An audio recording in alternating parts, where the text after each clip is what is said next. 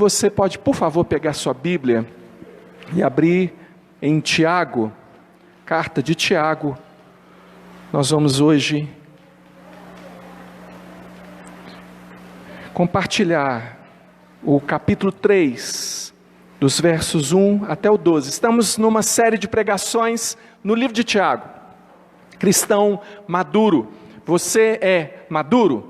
E a gente levanta pela manhã, né? E provavelmente você fez isso de novo antes de vir para cá. Você dá aquela passadinha em frente ao espelho, né? Para conferir se está tudo certo, se está tudo bem. Você pode ficar de pé, irmão, para a gente ler a Bíblia. Vamos ler aqui o texto. E aí você olha para aquela imagem ali no espelho. O que você faz se você não gostar do que você vê? Você quebra o espelho? Não. Você conserta o que tem que consertar. A Bíblia é um espelho, irmão. Ela mostra para a gente quem a gente é. E quando nós vemos e temos sido muito desafiados por essas mensagens, o desejo de Deus para nós não é simplesmente apontar em você algo que está errado, mas é levar você a uma transformação, a uma mudança. E nós cremos que a palavra de Deus é transformadora. Vamos ler aqui o capítulo 3, dos versos 1 até o 12. Acompanha, por favor, a leitura. Está escrito assim: meus irmãos, não vos torneis muitos de vós mestres, sabendo que havemos de receber maior juízo. Porque todos tropeçamos em muitas coisas. Se alguém não tropeça no falar, é perfeito varão, capaz de refrear também o corpo. Ora, se pomos freio na boca dos cavalos para nos obedecerem, também lhes dirigimos o corpo inteiro. Observai igualmente os navios, que sendo tão grandes e batidos de rijos ventos, por um pequeníssimo leme, são dirigidos para onde queira o impulso do timoneiro. Assim também a língua, pequeno órgão, se gaba de grandes coisas. Vede como uma fagulha põe em brasas tão grande selva. Ora, a língua é fogo, é mundo de iniquidade. A língua está situada entre os membros do nosso corpo e contamina o corpo inteiro. E não só põe em chamas toda a carreira da existência humana, como também é posta ela mesma em chamas pelo inferno. Pois toda espécie de feras, de aves, de répteis, de todos os seres marinhos se doma e tem sido domada pelo gênero humano. A língua, porém, nenhum dos homens é capaz de domar. É mal incontido, carregado de veneno mortífero. Com ela bendizemos ao Senhor e Pai, também com ela amaldiçoamos os homens, feitos à semelhança de Deus. De uma só boca procede bênção e maldição.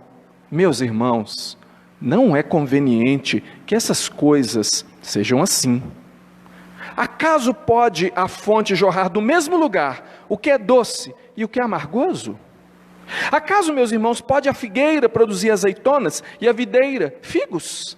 Tampouco fonte de água salgada pode dar água doce. Mais uma vez, Senhor, pedimos a Tua graça e o entendimento da Tua palavra, em nome de Jesus. Amém. Pode se assentar, por favor. Meus irmãos, sabe quando a criança resolve que vai passar vergonha nos pais? Sabe, aquele momento? Aí a criança diz assim: vovó,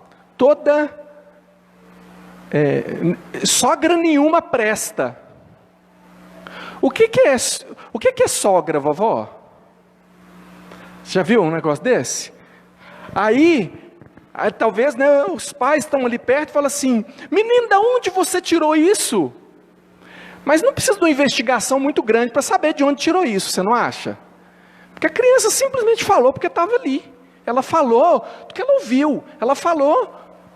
Irmãos, é sobre isso que nós queremos conversar hoje à noite. Você, o que está saindo de você assim tão naturalmente?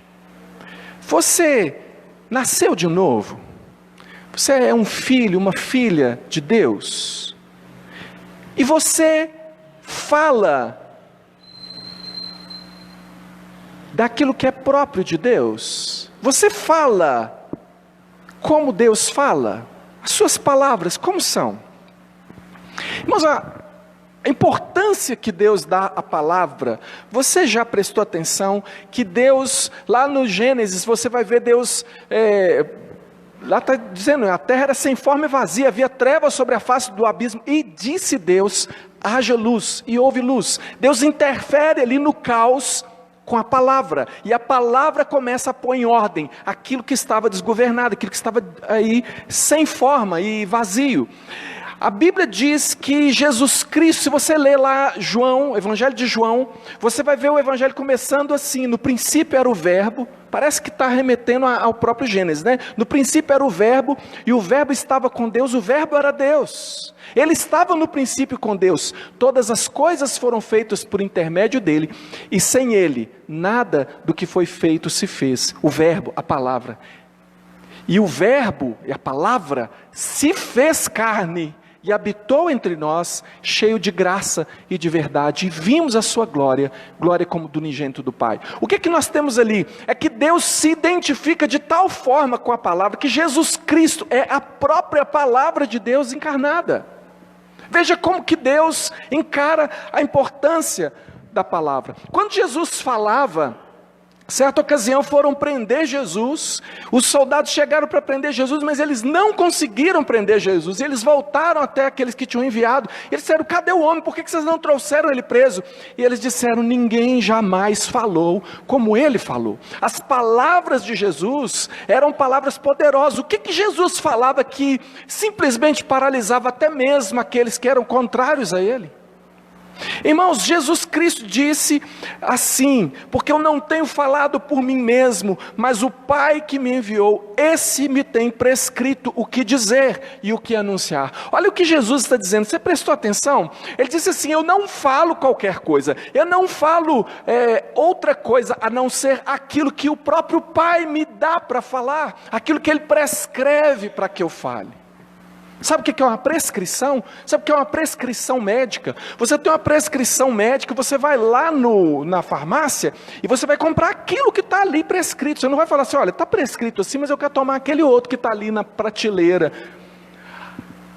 E Jesus Cristo ele diz, eu falo exatamente aquilo que eu recebo do meu Pai, aquilo que sai de mim, aquilo que sai da minha boca, sai daqui, porque antes eu recebi do meu Pai.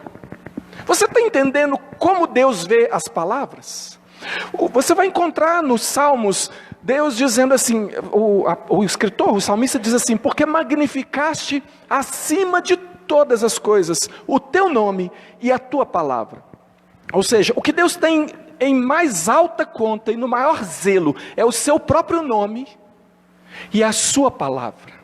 Por que eu estou dizendo essas coisas todas? Irmãos, porque há pessoas que se consideram filhos de Deus, e se consideram servos de Deus, e se consideram pessoas que têm temor de Deus, e que querem fazer a vontade de Deus, mas que acham que podem dizer qualquer coisa. Acham que as palavras elas ficam aí no vento, que você pode falar o que passar na sua cabeça, o que vier, você já fala, e isso é contrário ao caráter de Deus, e a maneira como Deus deseja que você use as palavras. Tiago, o apóstolo Tiago, ao escrever essa carta, ele está preocupado com a maturidade da igreja, mas ele está escrevendo para a igreja, está escrevendo para o povo de Deus, está escrevendo para nós, gente que crê em Jesus, e ele está sendo muito enfático em dizer, como no primeiro capítulo ele diz, que olha, as provações, os problemas, as dificuldades, as tribulações, elas são normais e você deve encarar até mesmo com satisfação, é o que nós já ouvimos aqui no capítulo 1, por quê? Porque você não está aí jogado no mundo, porque todas as vezes que alguma coisa acontece na sua vida, há um propósito, Deus tem o controle de todas as coisas, e Ele governa, e até mesmo as tribulações na sua vida, Ele diz, tende por motivo de toda alegria o passar por várias provações, sabendo que a provação da vossa fé produz perseverança. Deus tem um propósito, Ele vai agir na sua vida, Ele então quer que você amadureça, entendendo que os problemas estão aí, agora Agora, Deus está conosco, e nós não precisamos ceder às tentações. É isso que nós aprendemos no primeiro capítulo. Já no segundo capítulo, ele falou da prática da verdade, falou de uma coerência, falou de pessoas que nós precisamos perceber, irmãos, que Deus não faz acepção de pessoas, e nós, como pessoas maduras na fé, não podemos fazer acepção de pessoas. Ele coloca lá: o que vocês estão fazendo, dizia ele, quando entra por acaso uma pessoa rica aí no meio de vocês dão a ele toda distinção. Como é que você pode pegar uma pessoa que entrou só porque ele é rico e dizer assim: olha, assenta aqui num lugar especial, nós vamos te dar uma honra especial, e entra uma pessoa pobre e você coloca ele lá no cantinho e fala assim: fica aí, e não incomoda muito não. E ele diz: como é que vocês estão tomados de pensamentos perversos assim? Porque Deus não vê com acepção as pessoas. E um filho de Deus, e alguém que ama ao Senhor Jesus e conhece a Deus, não faz distinção entre pessoa e pessoa. Também nós vimos que a fé, ela precisa ser prática. A fé não é uma coisa assim: eu tenho muita fé em Deus. Isso aí você ouve toda hora, de pessoas que não agem nem de perto conforme o Deus que eles dizem que tem fé nele. E nós vimos aqui que a fé pode ser até mesmo, não apenas meramente emocional, mas ela pode ser até demoníaca, porque a Bíblia diz aqui no segundo capítulo de Tiago, que os demônios creem e tremem. Você sabe o que eles não fazem depois de crer e depois de tremer? Obedecer. Por isso, ele chama os cristãos ao amadurecimento da coerência, serem coerentes com aquilo que falam, com aquilo que dizem crer. Você teme a Deus? Então por que não obedece? Esse é o ponto dele, mas lá no capítulo 1, ele já toca no assunto que é central para nós hoje. Lá no capítulo 1, no verso 26, ele diz assim: se alguém supõe ser religioso, deixando de refrear sua língua, antes, enganando o próprio coração, a sua religião é vã. Verso 26 do capítulo 1. Sabe o que ele quer dizer com isso? Irmãos, a palavra lá no grego para religião é treskos, que quer dizer tremer. Então ele está dizendo assim: se você diz que tem temor de Deus, que você considera Deus a ponto de até tremer diante dele, se você se devota a Deus e você reconhece o seu poder, a sua soberania, e diz realmente Deus é Deus, mas você não refreia a sua boca, a sua língua, antes, ao contrário, você engana você mesmo, e a sua religião é vã. Essa adoração que você pensa que oferece a Deus é vã. Esses cânticos todos que você canta são vãos, inúteis, não recomendam você diante de Deus. Por quê? Porque não há coerência. Deus quer coerência. Deus quer que você o tema sim, mas que isso coloque você em ação. Por isso nós vimos que a fé sem obras é morta. Não adianta só crer, a fé tem que mover você. A fé só será vista se ela colocar você em ação, se ela colocar você em movimento, para fazer aquilo que Deus espera de você. Esse é o ponto, e Tiago então está chamando os cristãos aqui a essa reflexão, porque o cristão maduro sabe para que servem as palavras. Palavras não podem ser jogadas de qualquer forma. Tem um ditado popular que diz que duas coisas não voltam: a palavra falada e a flecha despedida. Você não pode pegar uma flecha e mirou no coração e lançou e correr atrás para pegar. Você não vai alcançar. Por isso você tem que ser cuidadoso com as palavras que você usa. Que tipo de palavra sai de você? Que tipo de palavra? Agora, irmãos, eu quero dizer também para você que eu não estou aqui somente para dizer a você a lei de Deus e o que Deus espera de você. Mas eu quero dizer para você também do evangelho da graça do Senhor Jesus, que dá a você sim condições para obedecer. Se por um lado nós temos um grande desafio, e a gente viu aqui no texto, que é desafio. Domar a língua é um desafio. Por outro lado, nós vamos ver também que Deus nos dá poder para fazer aquilo que aos homens é impossível, mas não há impossíveis para Deus. O cristão maduro sabe para que servem as palavras. Irmãos, as palavras, elas têm poder de dirigir. Isso é o que a gente encontra do verso 1 até o verso 4. E o primeiro versículo aqui, que diz assim: meus irmãos, não vos torneis muitos de vós mestres, sabendo que havemos de receber maior juízo. Todos aqui que já foram ou são, às vezes, professor na escola bíblica, ou líder de um pequeno grupo, você talvez já se assustou algum dia com essa palavra. Algumas pessoas, têm uma grande preocupação com isso, e de fato é para a gente se preocupar. Mas por que esse texto falando de mestres tem a ver com a língua, que é o ponto central do texto aqui? Tem a ver porque nós podemos dirigir. A figura aqui do verso 1 até o 4, a figura que está sendo usada aqui, é do freio e do leme. O freio que se coloca na boca dos cavalos, e com ele você conduz o cavalo para onde você quiser.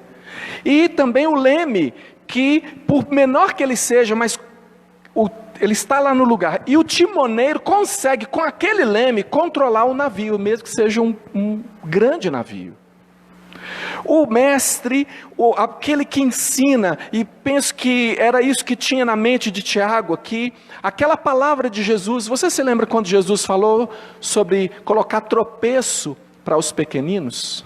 Lembra, lá em Marcos 9,42 está escrito assim: e quem fizer tropeçar um destes pequeninos crentes, melhor lhe fora que se lhe pendurasse ao pescoço uma grande pedra de moinho e fosse lançado ao mar. Aqui ele está falando da responsabilidade que nós temos como cristãos ao ensinar, ao falar e conduzir as pessoas por meio do que nós falamos. Ele chama atenção, ele diz: olha, isso é algo que você deve prestar muita atenção, porque Deus, Ele leva em consideração o que você está falando. Cuidado com o que você fala. A gente cantava quando criança, aquela musiquinha: cuidado, boquinha, no que fala, pois o Salvador no céu está olhando para você. Está olhando para você, mestre. Como é que você usa essa palavra? Aqui no verso 2, ele diz assim que todos nós tropeçamos em muitas coisas. Todos nós tropeçamos em muitas coisas. Mas ele diz aqui que se alguém controla a língua, então ele é capaz de controlar todo o corpo. Veja o quanto a fala revela de quem você é, o quanto a fala revela a verdade daquilo que está no mais profundo do seu coração. Eu vou citar um outro texto aqui de Jesus, quando ele falou com os fariseus. Jesus falou assim, está lá em Mateus 12, de 34 a 37. Jesus falou assim para os fariseus: raça de víboras, como podeis falar coisas boas sendo maus? Porque a boca fala do que está cheio o coração. O homem bom tira do tesouro bom coisas boas, mas o homem mau do mau tesouro tira coisas más. Digo-vos que de toda palavra frívola que proferirem os homens, dela darão conta no dia do juízo. Porque pelas tuas palavras serás justificado, e pelas tuas palavras serás condenado. Olha, está muito claro o que tem a ver as palavras que você fala, que talvez você ache que não tem nenhum problema. Está soltando o verbo, Mas o que você fala diz respeito a quem você é. Porque o que Jesus disse aqui, do tesouro do seu coração, daquilo que você considera importante. Tesouro é aquilo que tem valor e que está dentro de você. E quando a Bíblia fala de coração, ela não está falando apenas de emoções. Quando ela fala de coração, ela está falando de pensamentos, intenções, crenças, desejos, emoções. Está falando de você como um todo. E o que a Bíblia, o que Jesus está denunciando, é que aquilo que você fala revela o que está aí. A pessoa chuta uma pedra e sai um palavrão, e depois ela fica envergonhada porque alguém ouviu e fala: não sei de onde saiu isso. Devia saber, porque Jesus fala de onde saiu isso. Não saiu da pedra, talvez de um coração de pedra, mas não da pedra. Saiu do coração. Você precisa prestar atenção do que você está falando, porque está revelando quem você é. E talvez só você não está sabendo quem você de fato é, porque você fala daquilo que está cheio o seu coração. Tem um momento que Jesus fala a respeito dos fariseus, e ele diz assim: eles são como sepulcros caiados. O que é um sepulcro caiado? É a ideia da lápide de pedra, pintada com a cal branca, assim, bem branquinho, né? Lindo, né? Aquela ideia assim daquele cemitério, cheio de lápides branquinhas, lindo, bonito, não é? Bonito, se você não tem muita noção do que está ali embaixo. Porque a realidade a respeito daquela lápide é que, apesar da aparência bonitinha, de um monumento bonitinho, o que tem ali embaixo é morte, o que tem ali embaixo é podridão, o que tem ali embaixo, na verdade, ninguém quer abrir para ver. Então é muito sério o que você fala. O Dr. Russell Shedd, que foi um grande estudioso da palavra de Deus, contribuiu demais para o estudo bíblico, a compreensão da palavra de Deus no Brasil. Ele marcou a história do Brasil em termos de estudo bíblico, em compreensão da Bíblia. Ele foi uma pessoa excepcional. E ele, no comentário dele de Tiago, ele fala o seguinte, vou ler para você, abrindo aspas aqui. O que o Senhor espera de um mestre no ensino da palavra, não é o seu conhecimento intelectual, ainda que seja importante. Ele considerava o conhecimento intelectual importante, o conhecimento da palavra importante, tanto é que ele era doutor. Mas principalmente quanto ele é submisso à palavra que ensina. Irmãos, nós vivemos tempos em que as pessoas sabem tanto de Bíblia, as pessoas adoram até debater. Qualquer esquina você encontra um debatedor sobre a Bíblia.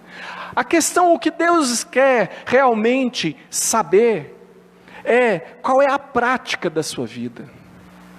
E é o que ele está dizendo aqui. É mais importante o que você faz, o quanto você está submisso à palavra, do que quanto você conhece essa palavra. E as pessoas, elas se enganam quando elas estabelecem uma relação errada com Deus. Nós vivemos num país extremamente místico. O que é misticismo? O que é uma pessoa mística? Uma pessoa mística é uma pessoa que acha que por meio de algum ritual, ela pode mover as forças da natureza. Então, se você encontra uma pessoa que está no fundo do poço, e geralmente é onde Jesus nos encontra, não é?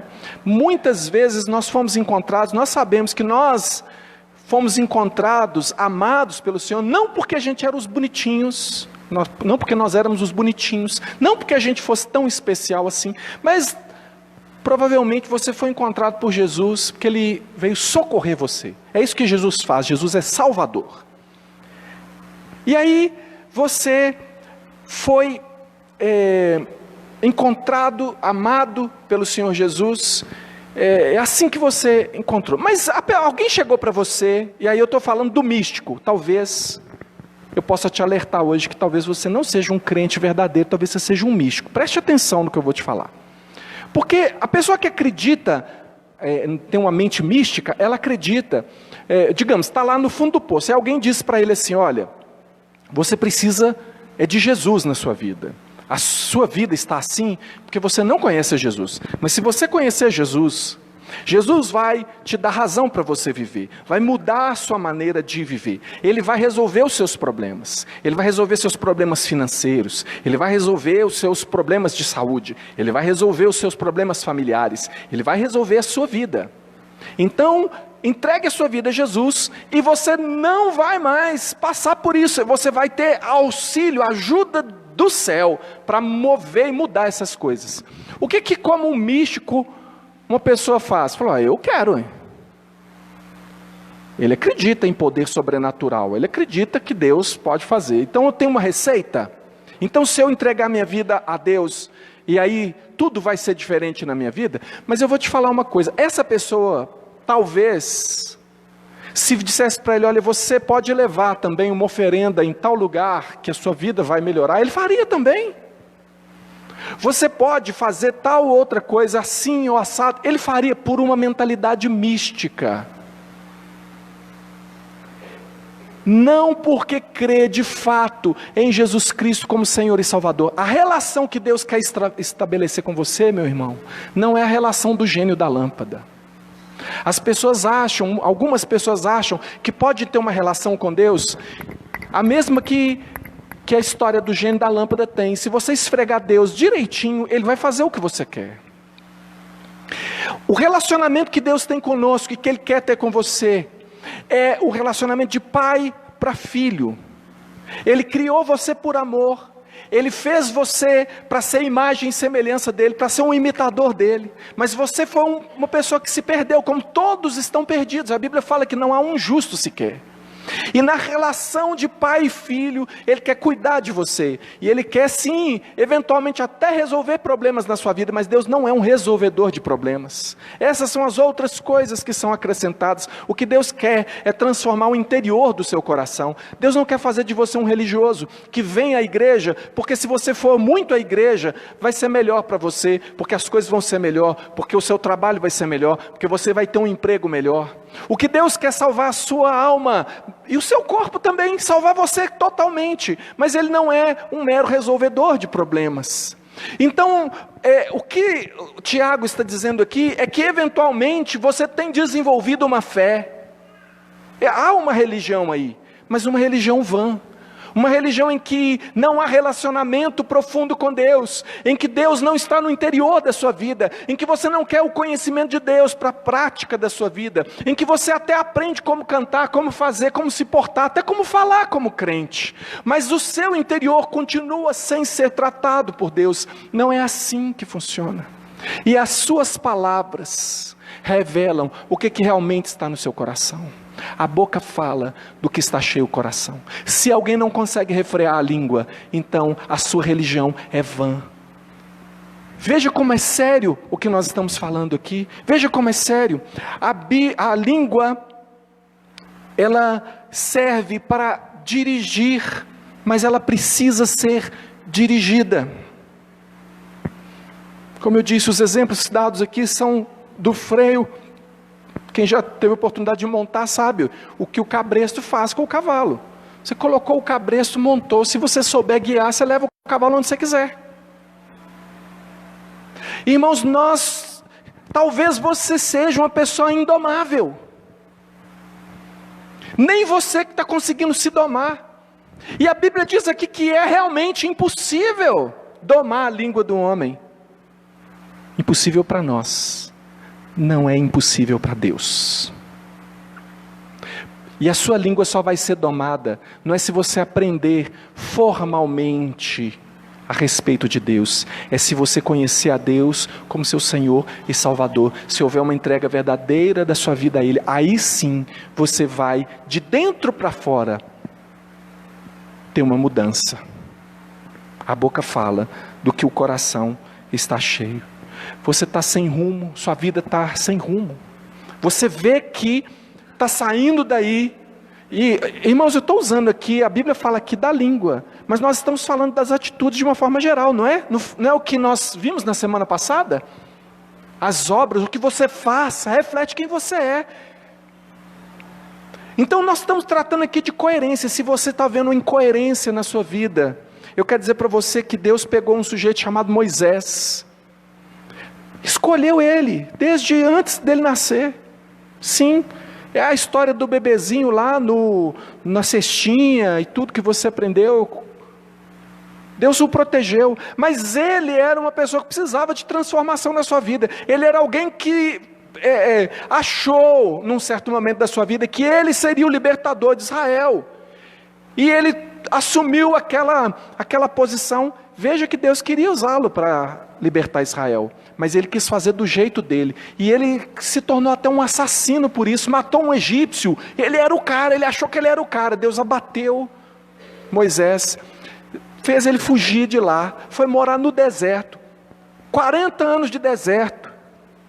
Quando Deus se aproxima de novo de Moisés, para falar com ele, Moisés é um sujeito amansado, está manso. A Bíblia diz depois que Moisés era um homem mais manso da face da terra, porque Deus amansa, sabe? Burro chucro, Deus amansa. Quem sabe você tem sido assim, uma pessoa destemperada, que tem destruído a sua vida e a da sua família com aquilo que você fala. Mas Deus tem poder de domar você. E há duas possibilidades para isso. Ou você será domado pelo Espírito de Deus, e vai produzir frutos conforme o Espírito de Deus. Ou talvez você vai precisar sofrer ainda muito, até que baixe essa crista, até que você entenda que você não faz o que você quer, que você não é autossuficiente, e que você precisa ser controlado por Deus. Você precisa estar sob o controle de Deus, porque as palavras têm poder de destruir. É isso que a gente vê do verso 5 até o 8, as figuras aqui são fogo e veneno. E eu tenho conversado com muita gente com vida destruída, gente. Você faz parte da vida de pastor, sabe? Conversar com gente que vem me contar como que está a verdade dentro da sua casa, como que está a verdade nos seus relacionamentos. E não poucas vezes eu vejo que aquela destruição está sendo causada pela própria pessoa, porque não tem controle sobre o que fala. Fala muito mais do que deveria, ou de forma terrível. E aí é nesse ponto que a Bíblia diz que a língua é fogo. Um fogo que, quando está um palito, riscou o palito, com um sopro você apaga. Mas depois que já pegou na floresta, nós estamos vendo aí as coisas como é que são, é difícil de apagar. Talvez só vai apagar depois que tiver queimado tudo. E Deus está falando para você que aquilo que você fala pode colocar em chamas uma floresta inteira. Aquilo que você fala no meio de uma igreja, uma congregação assim, põe fogo numa igreja, põe fogo no povo, põe fogo nas pessoas e destrói vidas e famílias inteiras. O fogo aqui é a figura, o veneno é outra figura. Irmão, eu quero que você pense comigo aqui uma coisa. Se a origem, você viu aqui a origem, o que esse texto fala aqui sobre de onde vem esse fogo aí? Verso 6 diz assim: ora, a língua é fogo, é mundo de iniquidade. A língua está situada entre os membros do nosso corpo e contamina o corpo inteiro. E não só põe em chamas toda a carreira da existência humana, é capaz de destruir uma vida inteira. Não é só um momento, sabe?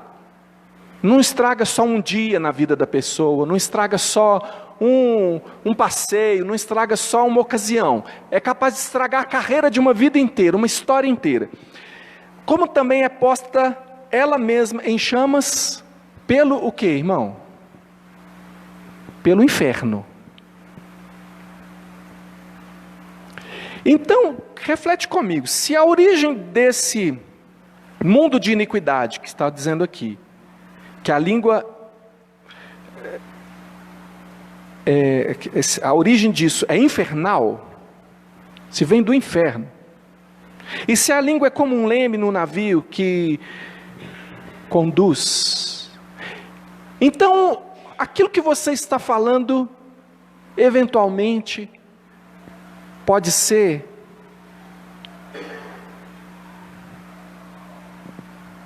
do inferno, e a sua vida está sendo controlada pelo inferno.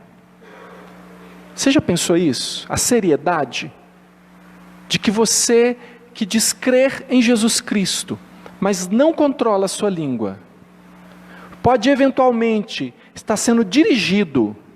Vê que aqui diz que a língua é como um leme que dirige, e que eventualmente essa língua pode ser como essa chama posta pelo inferno, capaz de destruir uma floresta inteira. Ela pega ali e vai destruindo.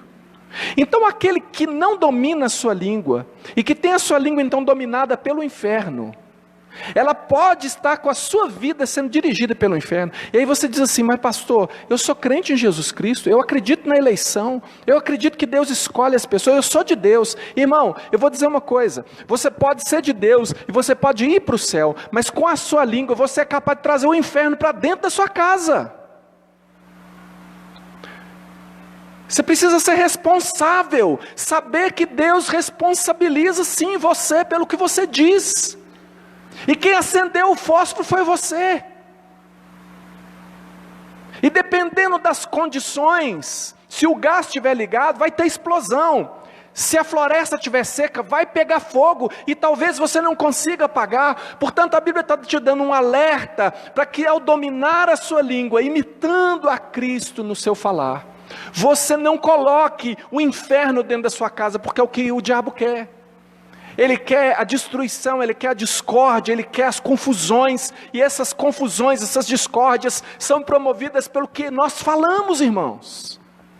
Não é o que os outros falam, não é o que a TV diz, não é o que alguém falou lá fora, é o que você fala dentro da sua casa, entre os seus. Irmãos, Efésios capítulo 4, 29 a 32 diz assim: não saia da vossa boca nenhuma palavra torpe, e sim unicamente a que for boa para edificação, conforme a necessidade, e assim transmita graça aos que ouvem. E não entristeçais o Espírito de Deus, no qual fostes selados para o dia da redenção. Longe de vós toda amargura, e cólera, e ira, e gritaria, e blasfêmias, e bem assim toda malícia. Antes, sede uns para com os outros benignos, compassivos, perdoando-vos uns aos outros, como também Deus em Cristo vos perdoou. Um texto riquíssimo, podia pregar só nesse texto aqui, mas eu quero dar algumas dicas só para você aqui do que esse texto está falando. Como é que a maioria desses pecados citados aqui se manifestam? Pela língua. Pela língua. Amargura, cólera, ira, gritaria, blasfêmias. Blasfêmia não é só xingar Deus não, sabia? Viu que nós lemos aqui? Com a língua você bendiz ao Deus e Pai, e com a mesma língua você amaldiçoa alguém feito à imagem e semelhança de Deus. Se você xinga alguém dentro da sua casa, você xinga seu filho, você xinga sua mulher, você xinga as pessoas ao seu redor, você está xingando alguém à imagem e semelhança de Deus. E Deus toma isso como pessoal, sabia disso? Você sabia que você não vai ficar impune disso? É muito sério. É muito sério. Blasfêmia. Ah não, eu nunca falei nada contra Deus. Mas você desanda a boca contra todo mundo? Pois Deus está levando isso como algo pessoal. Nenhuma palavra torpe. O que é uma palavra torpe? Uma palavra torpe é uma palavra torta. É uma palavra que não cabe a um cristão. É uma palavra uma palavra suja. É uma palavra que carrega em si iniquidade, maldade. Nenhuma palavra como essa deve sair da sua boca, mas somente aquilo que for bom para edificação. O que você fala está construindo ou está destruindo? Quando você fala, as pessoas ficam melhor, as pessoas ficam mais quebrantadas diante de Deus, as pessoas têm vontade de mudar de vida, ou está panelada para lá e panelada para cá, é um xingo para lá, outro xingo para cá. Isso não é vida cristã. Não engane você mesmo. Você não está sendo cristão.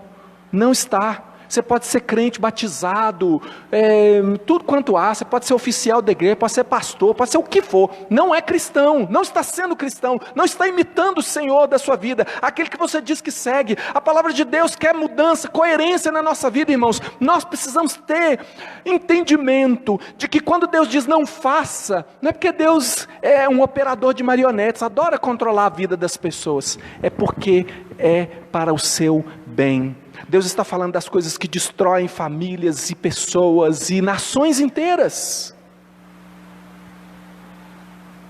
Veja os discursos de Hitler, aonde foi que levou a Alemanha e levou a humanidade toda? Palavras.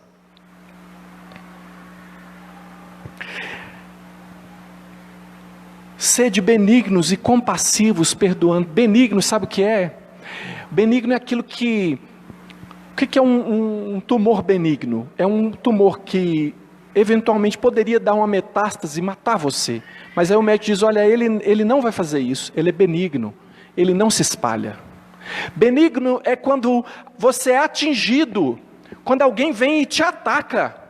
E você fala, não, mas aí eu tenho que revidar. Não. Benigno é quando você é atacado e não revida. É o que Jesus disse, que quando te baterem na face direita, você ofereça a esquerda.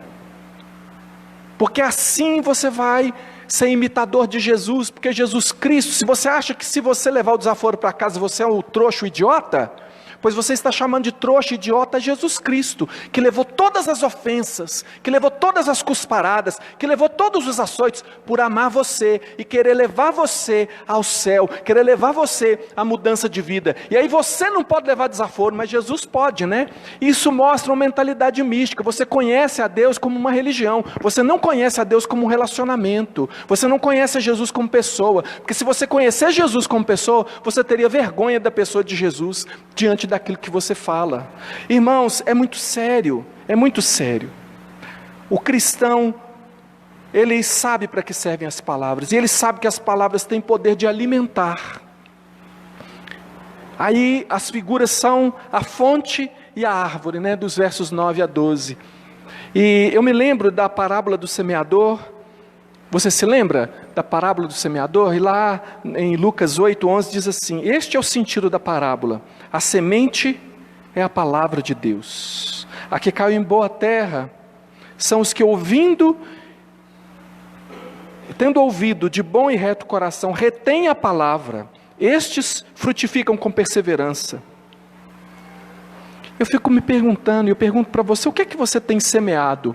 Quais são as palavras que saem da sua boca? Porque elas são também sementes.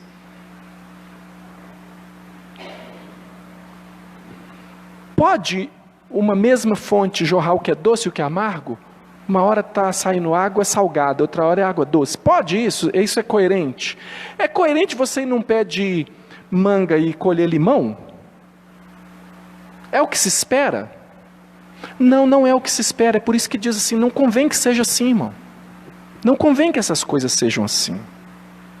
Com a sua boca você bendiz ao Deus e Pai, e com ela se amaldiçoa os homens. Não convém que essas coisas sejam assim.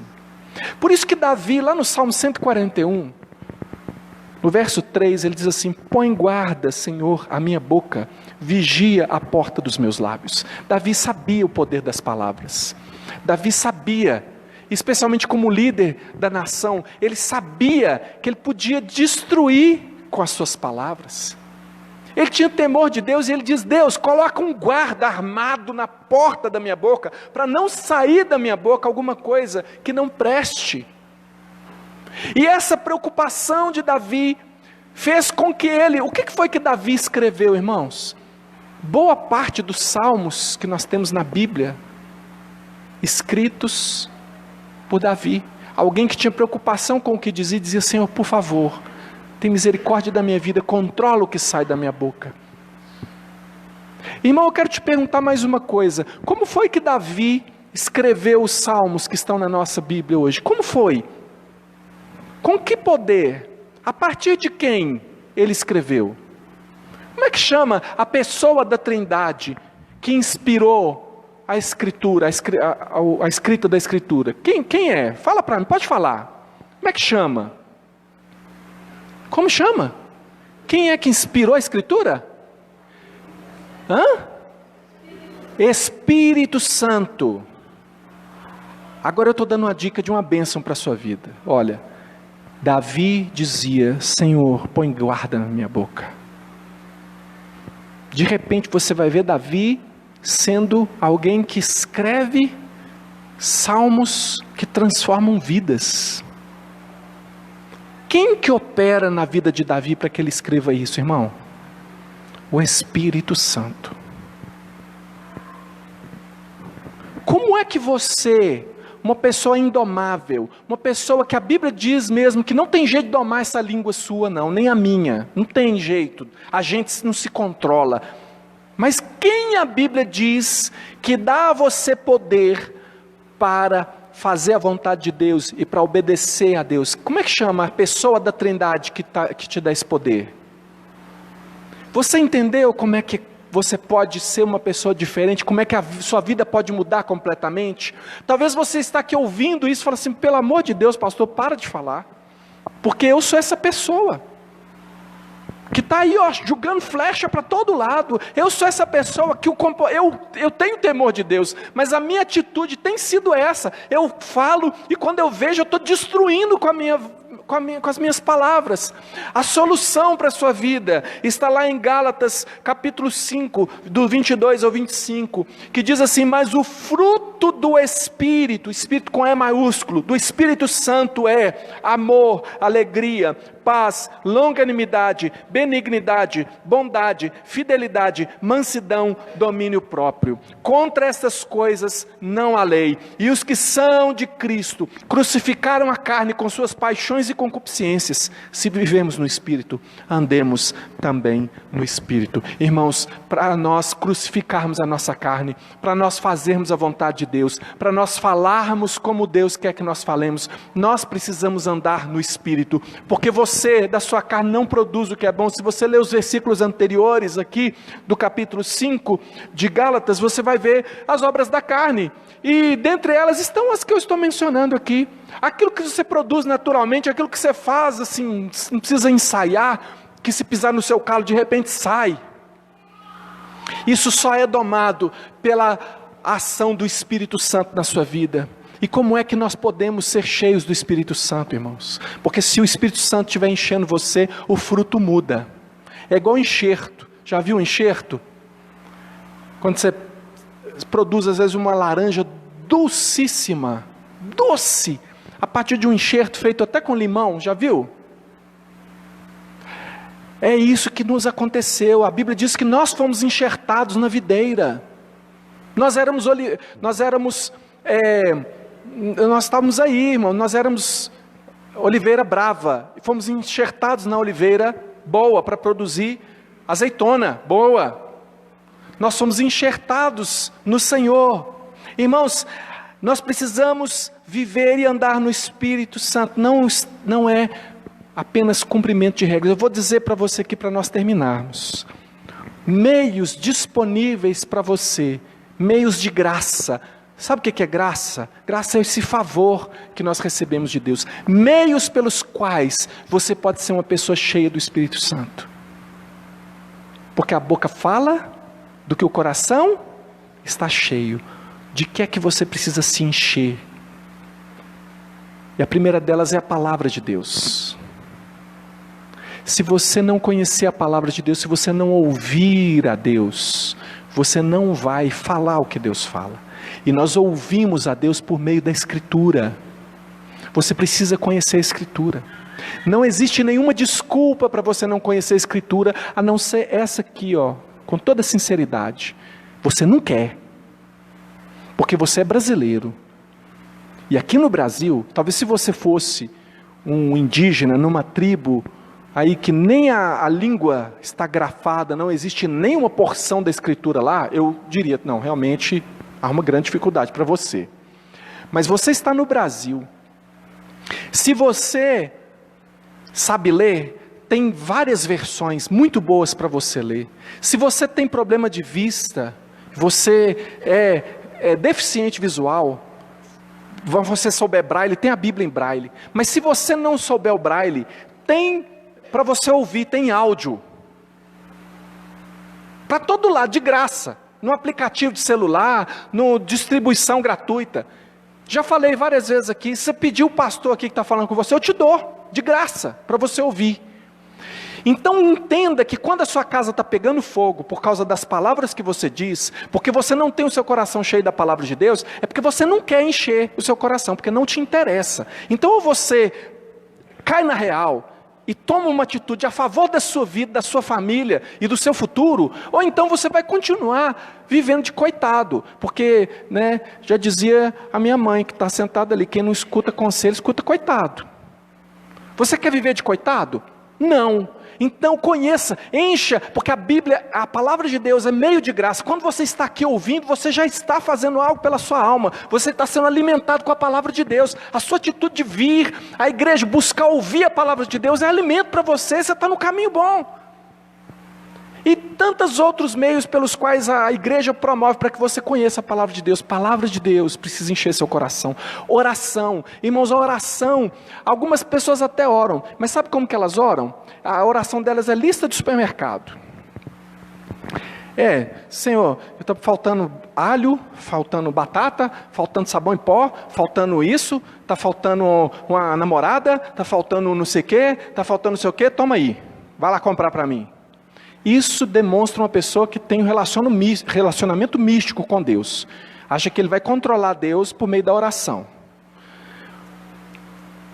Agora eu falo para você, a minha esposa manda para mim, está faltando isso, está faltando aquilo, vai lá no supermercado, compra isso, compra aquilo. Existe isso, mas você sabe por que ela pode me mandar essa mensagem? Porque o nosso relacionamento é muito mais do que uma lista de supermercado. Porque se qualquer um aqui me mandar uma lista dessa, eu vou achar estranho, tá, irmão? Você mandar para mim, pastor, compra aí para mim. Eu vou achar estranho. Mas a Priscila pode me mandar essa lista que eu vou atrás. Com muito prazer. Porque o nosso relacionamento é muito maior do que toda a lista do supermercado. E eu vou fazer com muito prazer a compra. É preciso você entender que a oração é você chegar diante de Deus como você é. A Priscila me conhece do jeito que eu sou. Ela sabe, inclusive as minhas falhas, ela sabe, irmão. Essa mulher é uma santa. Abençoada essa mulher, que ela me atura. Ela sabe onde estão os meus... E ela me ajuda a corrigir. Eu estou brincando, né, irmãos? Que é uma mulher como qualquer outra pecadora, igual a todo mundo aqui que está aqui, inclusive eu, tá? Não é uma santa, não. Mas não vou contar para vocês também, não. Relacionamento com Deus por meio da oração. Você quer ser cheio do Espírito Santo, você precisa ter interesse pela pessoa de Deus. Ir lá no seu secreto, como Jesus disse, e conversar com Deus. E desenvolver então um relacionamento com Ele, que só você vai saber do que se trata. Só eu sei o relacionamento que eu tenho com a minha esposa. Mas você pode ter um relacionamento com Deus, se você quiser, porque Deus tem chamado você para esse relacionamento. O batismo é um meio de graça, sabia? Fazer parte da igreja é um meio de graça. O batismo é uma aliança que você faz com Deus. Você já é batizado? Porque para você ser batizado, você tem que assumir um compromisso com Deus. E Deus honra compromissos. Deus é um Deus de alianças. O batismo é meio de graça. Sabia disso? Sabia que a ceia do Senhor é meio de graça?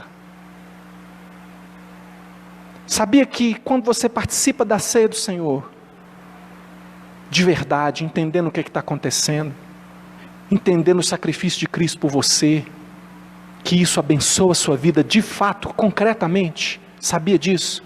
Que o Senhor instituiu isso como meio de graça? Irmão, se você quiser, você vai ser uma pessoa cheia de Deus. Você vai conhecer o Senhor porque Ele se revela, Ele que se dá a conhecer. Buscar-me-eis e me achareis. Ele não está escondido não, Ele está querendo que você o procure. Mas você precisa ser uma pessoa séria. Pare de se enganar.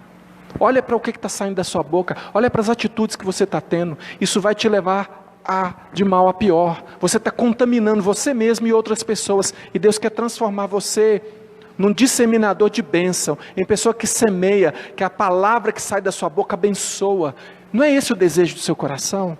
Se é esse o desejo do seu coração, nós vamos orar agora. Eu queria te convidar para ficar de pé e nós vamos fazer uma oração. Eu queria que você falasse com Deus. Deus, eu quero dar valor, não somente a palavra do Senhor, mas tudo que eu falo, eu quero falar em Teu nome. Irmão, faz a sua oração agora. O que Deus comunicou a você nessa mensagem? Eu vou fazer oração aqui, irmão, não é porque eu sou o pastor. Eu preciso orar, eu vou falar com Deus agora. Você pode falar com Deus aí. Não só preste atenção no que eu vou falar, faça a sua oração. Conversa com Deus sobre, peça perdão pelos seus pecados, da fala, peça a Deus para mudar a sua vida. Senhor Jesus, nós reconhecemos como verdade a Tua palavra. Nós pedimos perdão pelos nossos pecados. Nós pedimos perdão, Senhor Deus, por qualquer palavra frívola que já saiu da nossa boca, qualquer palavra torpe, qualquer palavra errada, qualquer palavra má, cheia de maldade, malícia, coisas inconvenientes, ó Deus. Nós pedimos perdão em nome de Jesus.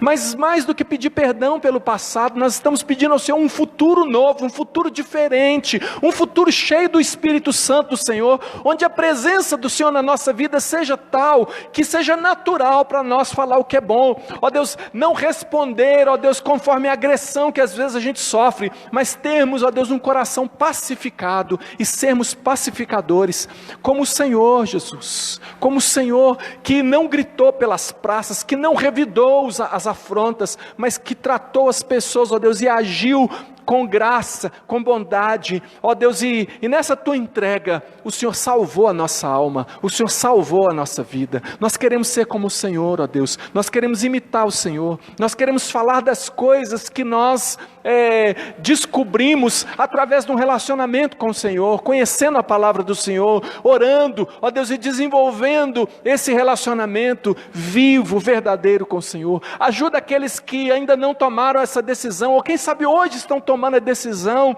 do batismo, Senhor Deus, a permanecerem firmes, a terem uma aliança firme, verdadeira com o Senhor, não apenas de um ritual de batismo, mas de uma vida consagrada ao Senhor, que nessa vida consagrada o Senhor os abençoe. Deus abençoe cada irmão, cada irmã que agora que ora, ó Deus, até mesmo sem saber orar, mas dizendo: Senhor, muda a minha vida, abençoa a minha vida, abençoa a minha história. Nós oramos assim, Deus, pedindo graça ao Senhor, ó Deus, e desejando fazer uso dos meios de graça que o Senhor tem nos oferecido. Abençoa o teu povo, Senhor Deus, perdoa-nos em nome de Jesus, ó Deus, dá-nos uma semana abençoada pelo Senhor, cheia da manifestação da tua graça, da tua bondade. Portanto, Deus, que a graça do Senhor Jesus, que o amor de Deus, o nosso Pai, e que a comunhão do Espírito Santo de Deus seja com cada um de nós e com todos os que amam e aguardam a tua vinda, no nome de Jesus. Amém. Deus abençoe você, irmão, no nome de Jesus. Se você tem ouvido a palavra de Deus, se Deus tem sido às vezes duro com você, sabe o que significa? Que Ele ama você e Ele se importa. Quem se importa fala a verdade, e Deus tem dado a verdade para que você ande na verdade e seja edificado. Que você tenha uma semana abençoada. Tem um cafezinho 0800 ali para a gente se encontrar, conversar um pouquinho. Deus abençoe você. Você que está visitando a gente, você é muito bem-vindo, muito bem-vinda, e espero ver você muitas vezes ainda. Deus abençoe.